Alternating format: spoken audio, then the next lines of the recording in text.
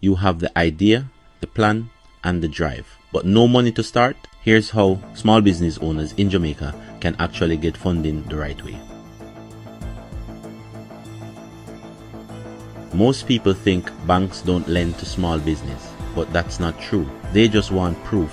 So before you apply, have a registered business COJ certificate, a business bank account, 6 months of records showing cash flow. If you can prove income, banks like Scotiabank, JMMB, NCB, and COK Credit Union can lend you money to grow. Next, free money. Apply to DBJ Development Bank of Jamaica, JBDC, Jamaica Business Development Corporation, or Exim Bank.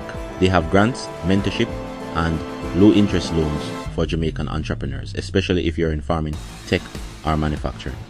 If your idea is big, pitch it to private investors or startup accelerators. Show how their money will make a return and protect your idea with a business plan and NDA. Remember, investors don't fund dreams, they fund data. Money is out there, but you must look professional to get it. Follow Alpha and Facts and subscribe to Alpha Facts on YouTube. Next video, I'll show you how to build business credit in Jamaica, so banks start chasing you.